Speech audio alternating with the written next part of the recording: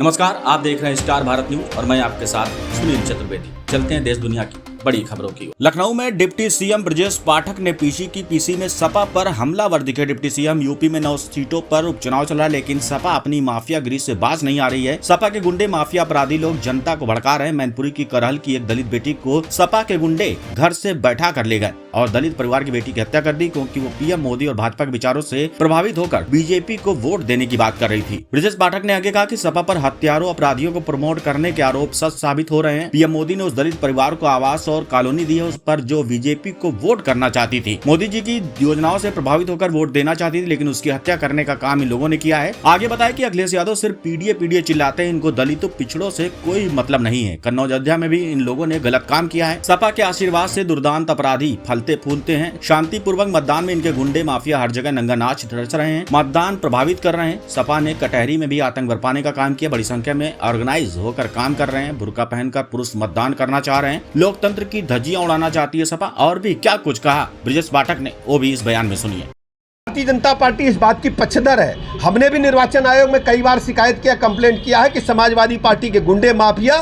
भोले भाले ग्रामीणों को, मतदाताओं को सता रहे हैं, धमका रहे हैं कि अगर उन्होंने सपा को वोट नहीं दिया तो हम गोली मार देंगे। और करहल में इसको उन्होंने दिखा दिया, एक दलित बेटी की हत्या कर दी है। इस पर आप लोगों को भी संज्ञान लेना चाहिए और समाजवादी पार्टी को प्रदेश की जनता इसका मुंहतोड़ जवाब देगी। ये भी कहना है कि जो है आईडी देख के जो है भगाया जा रहा है, ऐसे मुसलमान देखिए, मैंने आपको बताया कि समाजवादी पार्टी के लोग जो कार्यकर्ता हैं बुर्का पहन करके महिलाओं के भेष में वोट डालने का काम कर रहे हैं और चुनाव आयोग में हमने शिकायत की है। इस पर कड़ी कार्रवाई होगी। जो भी संविधान के खिलाफ काम करेगा, निर्वाचन आयोग के नियमों के खिलाफ काम करेगा, हमने निर्वाचन आयोग को दरखास्त दिया, इस पर कड़ी कार्रवाई हो। मुजफ्फरनगर मुरादाबाद में सपा आरोप लगा रही है कि वहां वोट नहीं दिया जा रहा है, जबकि देखिए, चुनाव में अपनी संभावित हार को देख करके समाजवादी पार्टी केवल फेस सेविंग कर रही है।